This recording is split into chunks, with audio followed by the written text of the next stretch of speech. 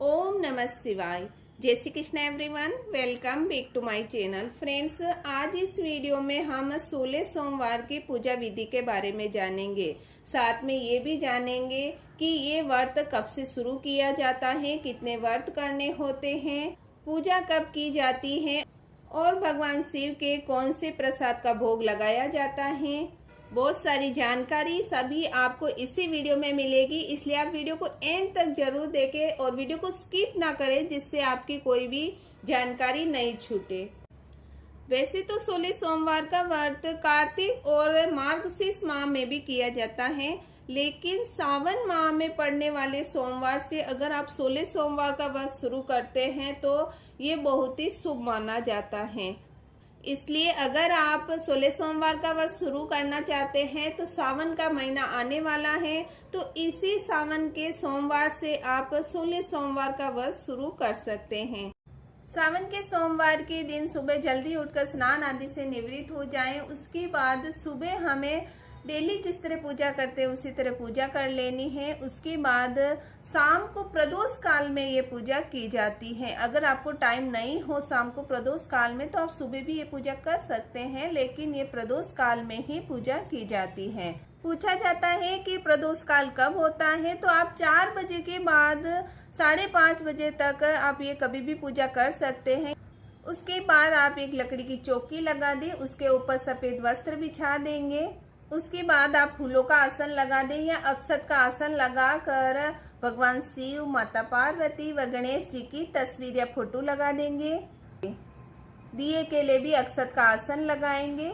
उसके बाद मिट्टी के शिवलिंग बनाकर पूजा की जाती है। अगर आपके घर पर शिवलिंग है तो आप उनकी पूजा कर लें, और अगर नहीं है तो आप मिट्टी के शिवलिंग बना ले। देखिए, मैंने मिट्टी के शिवलिंग बना लिए हैं। आप घर में किसी भी पौधे के गमले में से मिट्टी लेकर शिवलिंग बना सकते हैं। बिलपत्र का आसन लगाकर मैंने शिवलिंग को विराजमान कर दिया है। फ्रेंड्स, ये व्रत बहुत ही विधि विधान से किए जाते हैं और सभी व्रतों में से कठिन व्रत होता है। भगवान भोलेनाथ के सभी व्रत सरल होते हैं, लेकिन ये व्रत थोड़े से कठिन होते हैं। इनके नियम विधान से किया जाता है।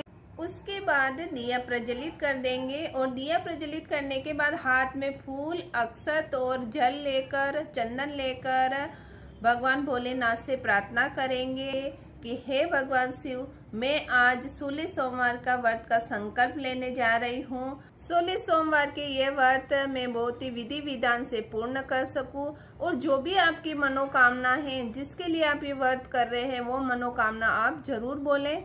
और ये फूल अक्षत सभी हमें भगवान शिव के चरणों में समर्पित कर देना है। उसके बाद जल की छींटे लगाकर स्नान करा देंगे। दिए को भी स्नान कराना है।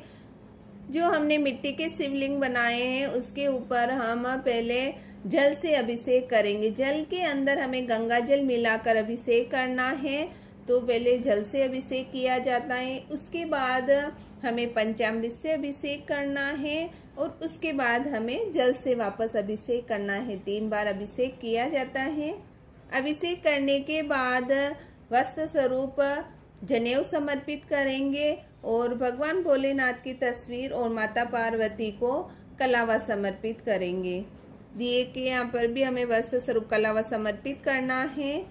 उसके बाद भगवान भोलेनाथ के चंदन का टीका करेंगे और माता पार्वती व गणेश जी को रोली का टीका करना है, और दिए के यहाँ पर भी हमें टीका करना है।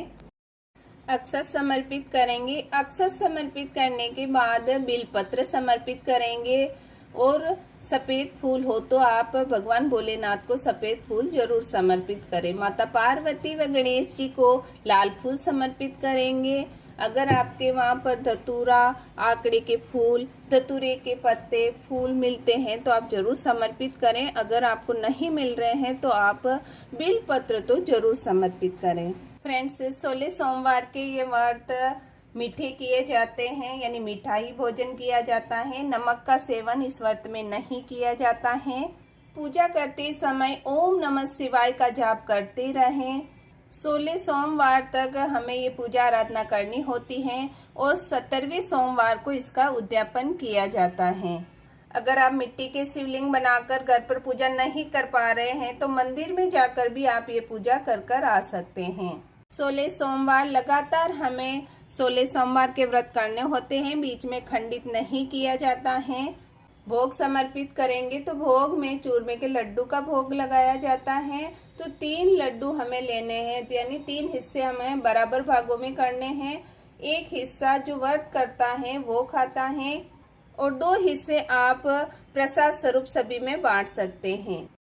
भोग लगाने के बाद जल समर्पित करेंगे और दक्षिणा समर्पित करनी है। एक जल का लोटा लेंगे, धूप दीप दिखाएंगे और हाथ में फूल और अक्षत लेकर 16 सोमवार की कथा सुनेंगे। 16 सोमवार की कथा का वीडियो भी चैनल पर आने वाला है, इसलिए आप शिव पुराण से सुनाई हुई कथा जरूर सुने। कथा सुनने के बाद हाथ में जो फूल और अक्षत लिए हैं वो भगवान को समर्पित कर देंगे। इसी दिए को लेकर भगवान गणेश जी की और भगवान शिव की आरती करेंगे। आप भगवान शिव की आरती बोल सकते हैं, भगवान गणेश जी की आरती बोल सकते हैं। बहुत ही प्रेम पूर्वक आरती करेंगे। आरती करने के बाद पूजा में रह गई कमियों की क्षमा याचना करेंगे और मनोकामना पूर्ण होने की प्रार्थना करेंगे और भगवान भोलेनाथ की कृपा से आपकी मनोकामना जरूर पूर्ण होगी। दूसरे दिन ये चौकी उठानी है। शिवलिंग है वो आप स्वच्छ जल लेकर उसमें विसर्जन कर लें और वो जल आप पौधों में डाल दें। अगले सोमवार को इसी मिट्टी से आप वापस शिवलिंग बना सकते हैं और जो 3 लड्डू रखे हैं वो 1 लड्डू आप खा लें और 2 लड्डू आप प्रसाद स्वरूप सभी में बांट दें। और जो फूल पत्तियां बिलपत्र रखे हैं वो आप किसी भी पौधे में डाल दें जो खाद बन जाएगा। फ्रेंड्स, अगर आप चाहें तो इस पूजा में कलश की स्थापना भी कर सकते हैं।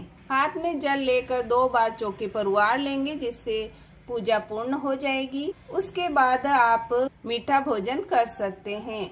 एक ही बार बैठकर भोजन किया जाता है, उसके बाद कुछ भी नहीं खाया जाता है। आई होप मेरी दी गई ये जानकारी आपके लिए यूजफुल हो। वीडियो अगर आपके लिए थोड़ा भी यूजफुल लगे तो वीडियो को लाइक करें और चैनल को सब्सक्राइब करें। ओम नमः शिवाय।